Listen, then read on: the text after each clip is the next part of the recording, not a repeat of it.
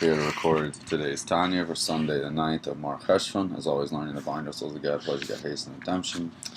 Still trying to work out the sleep cycle, get up on time, and make it all work out to start getting up much earlier. Had an odd interaction with my friend, slamming doors and whatnot, but I'll work it out. It's all for the good. That you grant me serenity, accept the things I cannot change, courage to change the things I can, wisdom know the difference. I should pray for him too, probably. Serenity, accept the things I cannot change. Alright, here we go. Starting at V'hamaskil.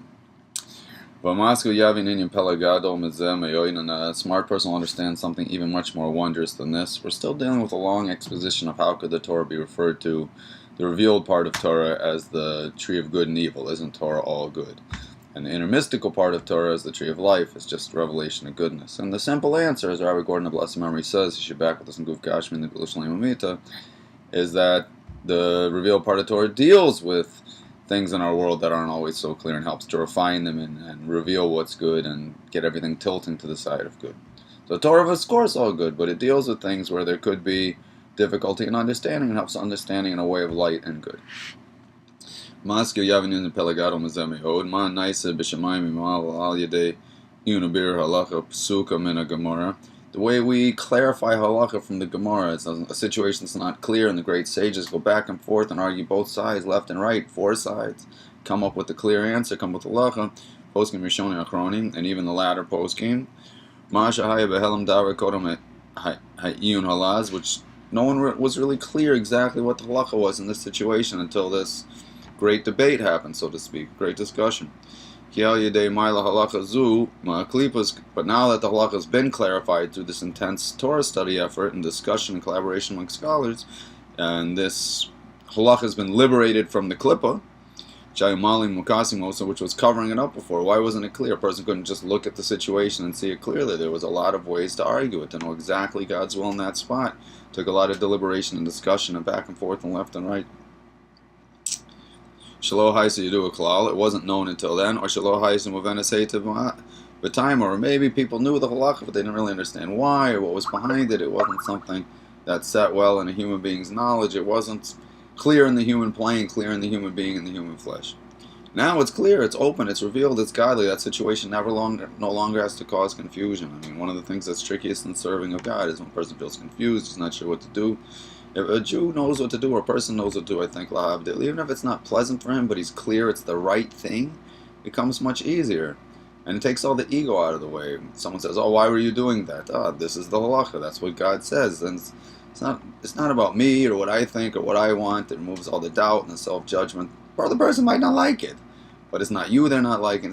No, this is what God says, it's clear, I can rely on the codifiers, the poskim. I mean, it's a very liberating experience to stand a person in the light where there's no questions anymore.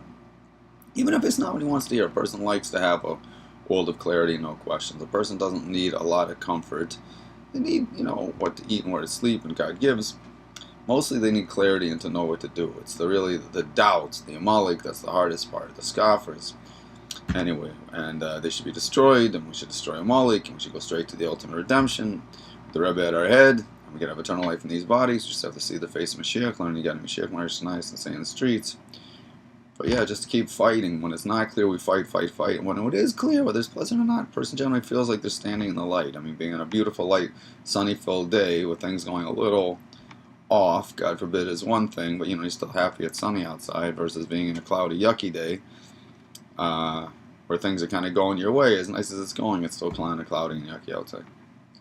As a much, kind of like that. Alright, here we go. Shetayim who sowed Asir HaHachma, because what's behind the halacha that makes it clear is from Hachma, that bittul, that understanding, that knowledge that's pervaded by all that exists as God.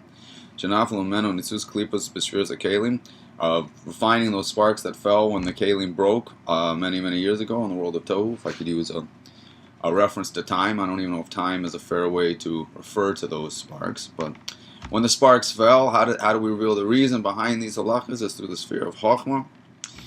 V'heim sham b'chinas galus, and when the godly sparks fell into the klippa sholtim aleim, they're in a state of galus. The klippa, when they're down here and there's confusion, who's ruling in the confusion? Is the klippa. The klippa is hiding, it's concealing, and it's also something phenomenal in a mimer. That klippa is more aggressive than it is strong. It's just kind of shouting loud, but it's not really tough. If you kind of call its bluff and step into it, it'll probably back away and back down and say, oh, here comes a strong guy, I'm scared. So remember, it doesn't really have strength. It's just more aggressive. So step into it, give it a nice punch, and here we go. Umaylim Hakmas Torah, and it concealed on the Torah, Milyonim Tectonim, from the above to below. So the Klippa, once it fell into the Klippa's realm, the Klippa kind of had it. This yucky guy had the diamond, and he could kind of hide it and conceal it, and no one could really see it. But he knew he didn't really deserve it. He knew it wasn't really his. He's not so tough, but he would act very aggressive. Someone would take his diamond. But if he just said, "Look, I'm coming to get the diamond. Get out of the way," and tell him you're gonna knock him out and smash him down, and who is he to hide the light of God? It's not his. He will quickly get out of the way. So this is why